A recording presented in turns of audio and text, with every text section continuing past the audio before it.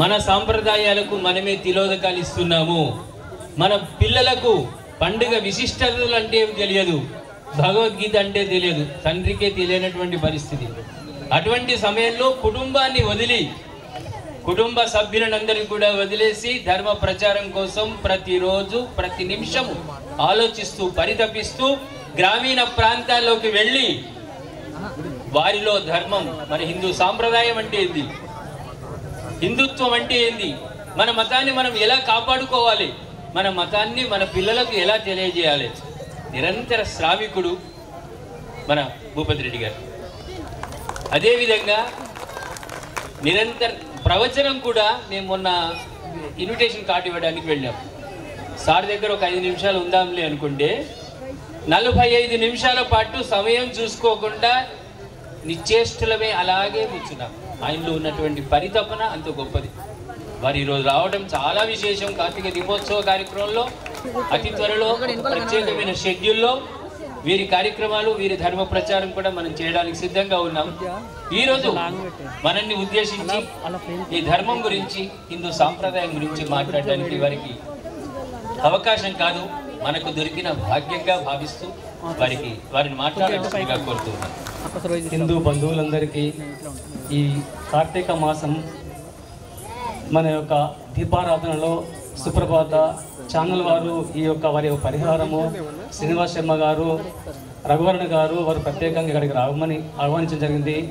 ఇక్కడ ఈ చిన్నారులను చూస్తుంటే, ఈ తల్లులను చూస్తుంటే ఆ యొక్క అమ్మవారు మధుర మీనాక్షి మీలో కూడా నాకు కనిపిస్తున్నారు. మీ అందరికీ ఇటువంటి ప్రోగ్రాంలో భాగస్వాములందరూ కూడా ఆ యొక్క అమ్మవారి యొక్క అనుగ్రహం మనందరికీ కలగాలని చెప్పేసి మన యొక్క హిందూ మతం అంటేనే హిందూ సత్య సనాతనము, నిత్య నూతనము, శాశ్వతమైనటువంటిది. ఆ హిమాలయ పర్వతాలు ఎంత ఎత్తున్నాయో అంత ఉన్నతమైన స్థితికి పోవాల్సిన బాధ్యత ఈ యొక్క మన యొక్క తల్లుల పైన, మన మాతృమూర్తుల పైన ఉన్నది. కాబట్టి మన యొక్క తల్లులు చాలా ఎంత గొప్పవారంటే, ఈ mother is the equal to 1000 teachers. ఒక తల్లి 10,000 టీచర్లకు సమానము. ఈ రోజునాడు దురదృష్టమైన సంఘటన ఏంటంటే, maths is the mother of science అనుకుంటా మన చిన్నారుల యొక్క బాల్యం అంతా కూడా బంధిస్తుర్రు. సంస్కృతి అంటే ఏంది, సంస్కారం అంటే ఏంటిది, ఇవన్నీ మనకు చెప్పలేకపోతున్నాము. Since morning 6 to 7:30 PM they are in the 4 walls. కాబట్టి అటువంటి సందర్భంలో పడ మన యొక్క సంస్కృతి అంతా కూడా రోజు రోజుకు క్షీణించిపోతుంది. విదేశీ శక్తులన్నీ కూడా మన పైన టార్గెట్ ఇస్తున్నాయి.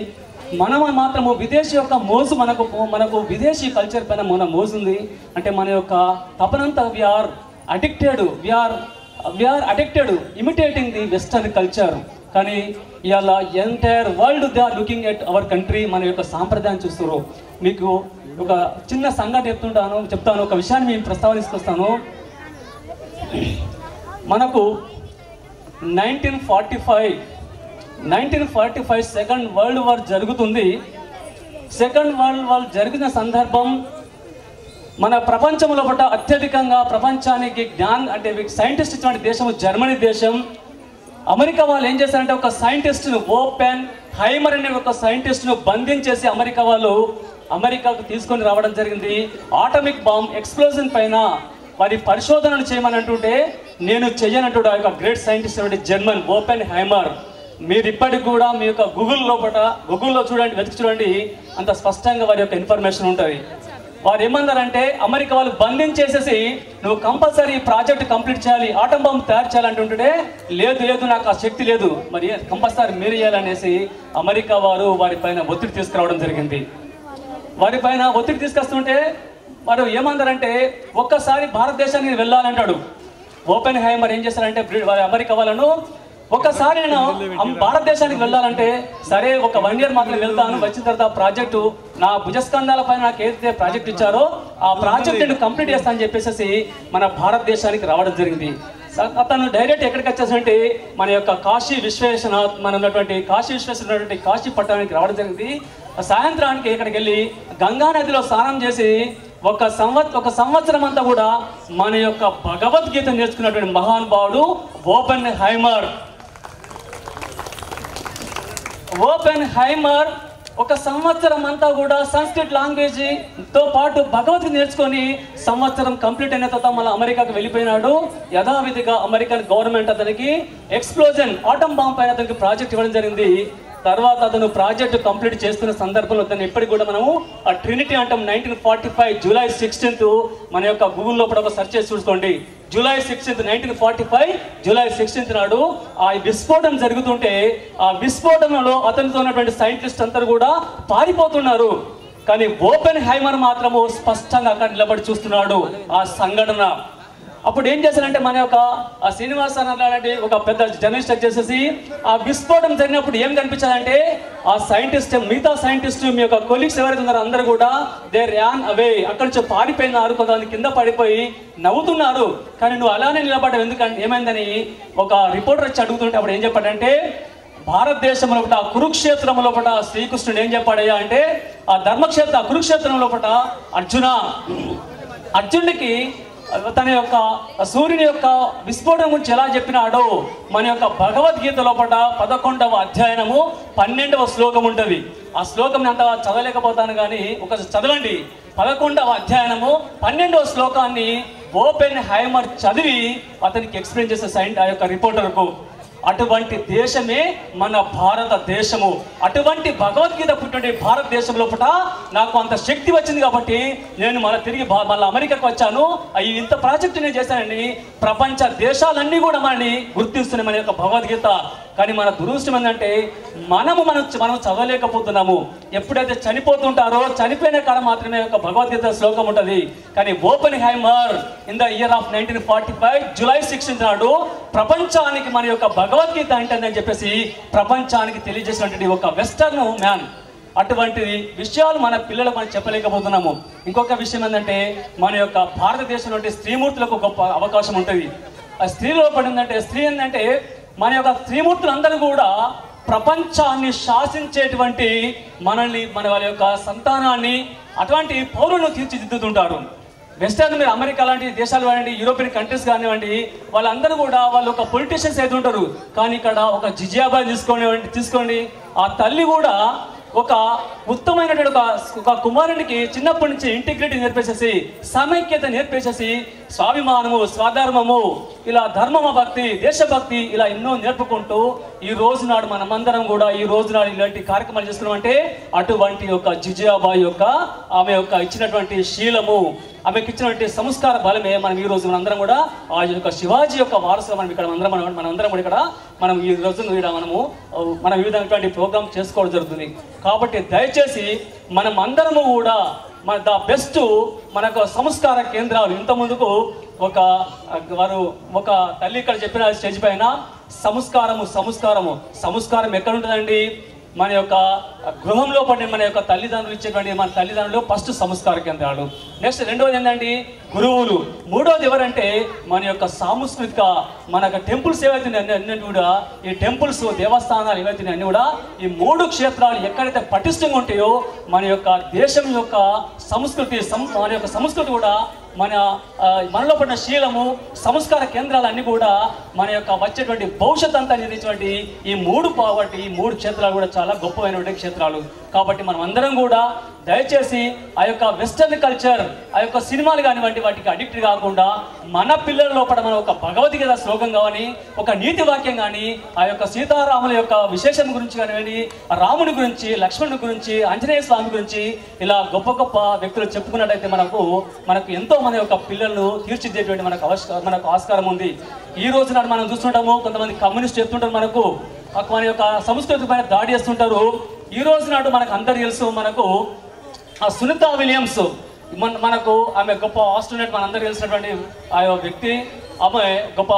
ఆమె ఏం చేస్తుందంటే ఆమె మనకు ఆ యొక్క చంద్రమండలానికి పోయినప్పుడు ఆమె రీసెర్చ్ చేస్తున్నప్పుడు పైకి మనకు ఆ యొక్క రీసెర్చ్లో భాగంగా తను చంద్రమండలానికి పోతున్నప్పుడు ఏం చేస్తుందంటే మన యొక్క విఘ్నేశ్వరుని తీసుకుపోవడం జరిగింది. ఆమె యొక్క గ్రేట్ గ్రాండ్ ఫాదర్ వారు ఎవరంటే గుజరాత్ నుంచి మైగ్రేట్ అయ్యాడు. Sunita Williams she's in spite of being a Christian but she believe the god is there. అటువంటి గొప్ప మన యొక్క భారతదేశం యొక్క మన యొక్క దేవుళ్ళ యొక్క ప్రతిష్ఠత మనకు ఎంతో గొప్ప ప్రపంచానికి కీర్తిస్తున్నటువంటి వారు. ఇంకొక విషయం ఏంటంటే మనకు ఆగస్టు 1st వీక్ ప్యారిస్ లోపల ఒలింపిక్స్ గేమ్ జరగడం జరిగింది. మీ అందరికీ తెలుసు మాను భాకర్ ఆమె 2 అవార్డ్స్ ఆమె తీసుకోవడం జరిగింది. ఆమె షీ వోన్ ది 2 మెడల్స్. ఆ షూటింగ్ లో షీ గాట్ ది 2 మెడల్స్. ఆ తల్లి కూడా చాలా ఫ్రస్ట్రేషన్ ఎదుర్కొన్నది. ఎప్పుడైందంటే ఇక్కడ ఆ యొక్క ప్రపంచ వేదిక పైన, అంతర్జాతీయ వేదిక పైన ప్యారిస్ ఒలింపిక్స్ లోపల మాను భాకర్ ఎప్పుడైతే తన యొక్క పర్ఫార్మెన్స్ ప్రపంచ వేదిక పైన తను పర్ఫార్మెన్స్ ప్రదర్శించే సందర్భంలో తాను కూడా భయపడింది. ఇన్ఫియారిటీ కాంప్లెక్స్ ఆమె లోపల ఆమెకు రావడం జరిగింది. ఆ స్ట్రెస్ ను ఎట్లా అవాయిడ్ చేసేదంటే మన యొక్క భగవద్గీత లోపల ఒక శ్లోకాన్ని ఆమె చదవడం జరిగింది. కర్మేంద్రియాది కార్యస్తే మా ఫలేషు కదాచన, కర్మేంద్రియాది కార్యస్తే మా ఫలేషు కదాచన.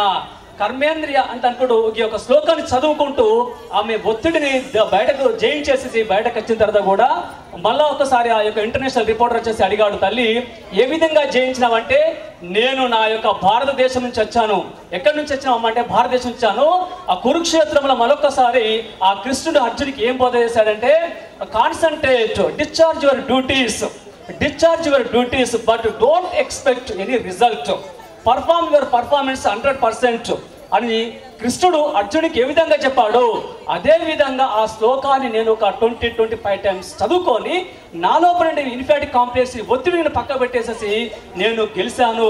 దీనికి కారణము నా యొక్క భగవద్గీత అని చెప్పినటువంటి మాను భాకర్ ఈ రోజు అటువంటి ఆ తల్లి మన భారత గడ్డ నుంచి, మన యొక్క భారత భూమి నుంచి వెళ్ళి, భారత గడ్డ నుంచి వెళ్ళి ప్రపంచానికి మరొకసారి ఓపెన్ హైమర్ తర్వాత కూడా మాను భాకర్ మరొకసారి మన యువత అందరికీ సందేశం ఇచ్చింది. మనం అందరం కూడా మన యొక్క భగవద్గీత చదవాలి. చదువుకొని మనలో పడిన ఒత్తిడిని మనం దూరం చేసుకొని ప్రపంచానికి మరొకసారి భగవద్గీతను పరిచయించిన తల్లి మాను భాకర్. అటువంటి మాను భాకర్ అందరూ కూడా ఈ తల్లులు కావాలి.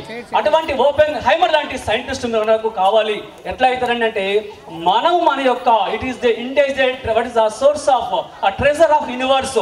ప్రపంచాన్ని అందరికీ కూడా జ్ఞాన భండారం ఇచ్చిన దేశం ఏంటంటే అది యొక్క భారతదేశము.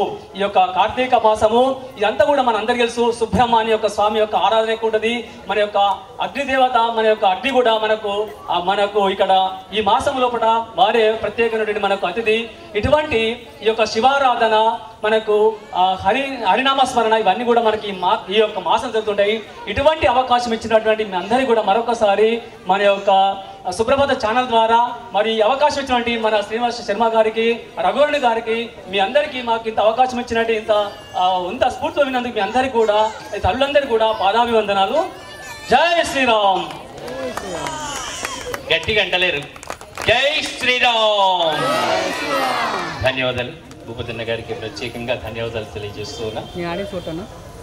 వీరి కృషి అద్భుతంగా ఉంది.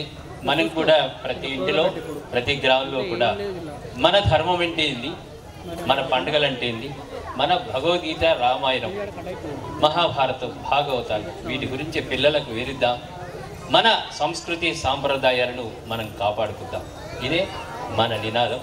ధర్మ ప్రచారమే సుప్రభాతం ఛానల్ యొక్క లక్ష్యం. కాబట్టి అందరూ కూడా సుప్రభాతం ఛానల్ సబ్స్క్రైబ్ చేసుకోండి.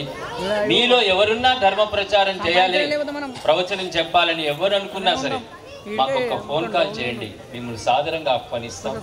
మన యొక్క సుప్రభాతం ఛానల్ నిస్వార్థంగా ఈ రోజున అందరూ కూడా లాభాపేక్షతో పోతున్నారు. కానీ సుప్రభాత ఛానల్ మాత్రం నిస్వార్థంగా ధర్మ ప్రచారాన్ని వారి యొక్క ధ్యేయంగా వారు ఎంతో శ్రమ కోరుస్తారు. కాబట్టి మనం అందరం కూడా ఇందులో భాగస్వామై అతి త్వరలోనే మనం ఒక 1,00,000 సబ్స్క్రైబ్ ఇంతవరకు ఒక తల్లి చెప్పినాను కదా, దాని అందరం మనం టార్గెట్ చేసుకొని మన యొక్క హిందూ బంధువులందరికీ మనం అందరం కూడా మన యొక్క భుజస్కంధాల మీద యొక్క సబ్స్క్రైబ్ పెంచుకుంటూ ముందుకు పోవాలని చెప్పేసి మరి ఒక్కసారి ఈ యొక్క సుప్రభాతం ఈ పరివారం అందరికీ కూడా ప్రత్యేకంగా ధన్యవాదాలు.